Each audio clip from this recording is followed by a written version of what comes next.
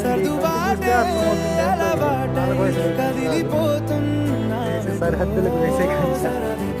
దేశ సరిహద్దు ఎక్కడ అంటారా? ఇది ఇండియా, అది బంగ్లాదేశ్ అవతల. అగో మనకి ఇండియా పక్కనలోనే ఒక ఊరుంది. ఇక మనం వెళ్తున్నాము ఈ డౌకి.